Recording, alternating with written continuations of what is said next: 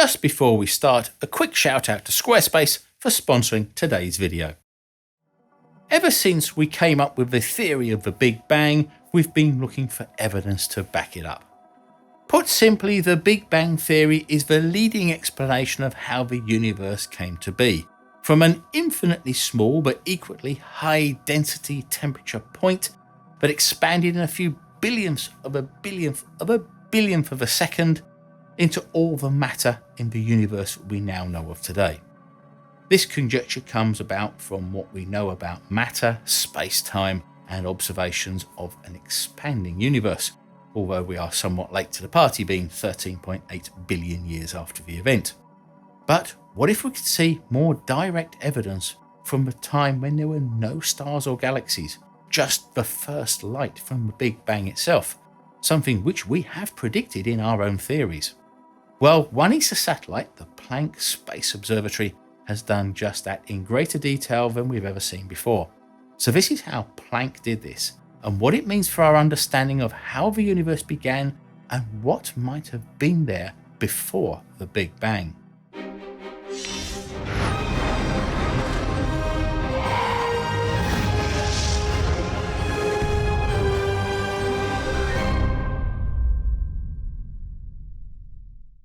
The term Big Bang was first used by the English astronomer Fred Hoyle during a BBC broadcast in March 1949, whilst he was describing the difference between the two main competing theories about the universe: the steady state theory, which Hoyle had championed and stated that the universe had always existed and was eternal, and the expansionist theory. Fred Hoyle said in the broadcast about the expansionist theory, "These theories are based on the hypothesis that all the matter in the universe was created in one big bang at a particular point in the remote past." Although Hoyle never really came around to the theory that he himself coined, the overwhelming evidence since has shown that the Big Bang theory is the one which is the most likely to have happened. In 1948, the year before Hoyle's Big Bang broadcast, the American cosmologists and scientists Ralph Alpher and Robert Herman predicted that if there had been a massive expansion, the plasma, which is all the universe would have consisted of at the time, would have cooled and the first basic atoms of hydrogen and helium would have formed. The universe would have gone from an opaque mass of subatomic particles to transparent, and that first light would have been able to travel through the expanding universe ever since and be visible to us now. However, due to the huge expansion of space that's occurred over the last 13.4 billion years, that first light would now be stretched so much that it would be in the microwave region now. So it would be invisible to our normal optical telescopes and would only be seen by radio telescopes and specialized detectors. Although this work would become key in the theory of the Big Bang, at the time it was pretty much ignored.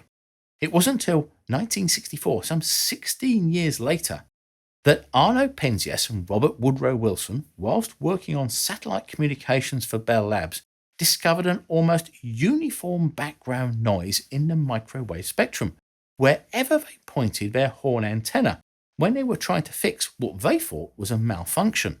The detection of this noise from everywhere was the first proof of the first light that Alpha and Herman had predicted.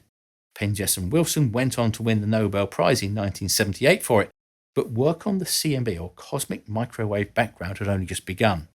If it could be studied in detail, it could provide an almost direct link to the history of the universe just after the Big Bang, and possibly point to what may have preceded it. Although it had been studied, greater detail was needed, and it wasn't until the 1980s that dedicated satellites were launched to study the phenomenon.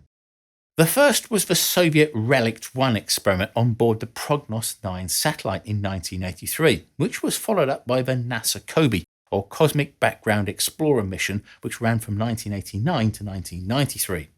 These showed the scale and amplitude of the CMB and showed large-scale fluctuations, but they lacked the resolution to see the details which would be so important. Further ground and balloon-based experiments gained more detail, and a second NASA mission, the Wilkinson Microwave Anisotropy Probe, or WAMP, or Wilson, ran from 2001 to 2010 and was 45 times more sensitive and made further advances providing finer details.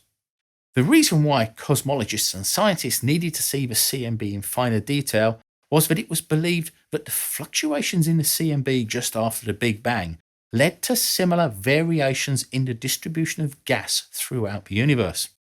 Where the gas was denser, more star formations occurred due to the effect of gravity, and the first galaxies formed.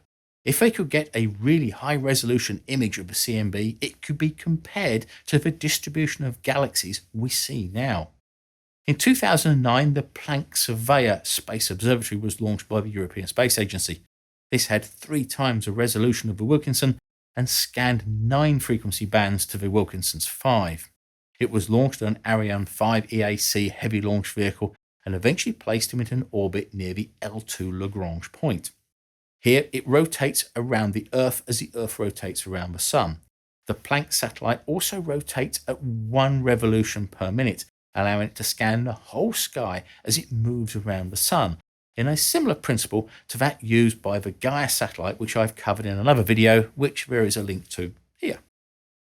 Planck used 2 instruments to scan the low and high frequency bands from 30 to 830 GHz, although the CMB peaks at 160.2 GHz. In order to make sure that the instruments could be as sensitive as possible, it was both passively and actively cooled to maintain a temperature of minus 273.05 degrees Celsius, or 0.1 Kelvin above absolute zero.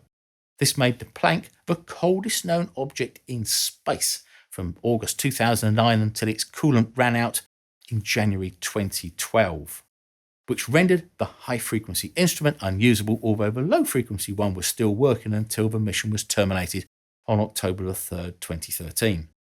During its time, Planck made 2 all-sky surveys, which resulted in the most detailed map of a cosmic microwave background to date. Due to the amount of data collected, it's taken several years and 3 data releases to get the full information, but the results are quite amazing. The map now pretty much correlates with the positions of the filaments and galaxy clusters that we see on the grand scale, and shows the effect of dark matter and dark energy, which we can't see directly. The subtle fluctuations in the map were imprinted on the deep sky 370,000 years after the Big Bang, but those fluctuations are thought to be the effect of ripples that arose as early in the existence of the universe as the first nonillionth of a second. That's 10 to the minus 30 of a second. According to the European-led research team, the universe is 13.78 billion years old and contains 4.82% ordinary matter.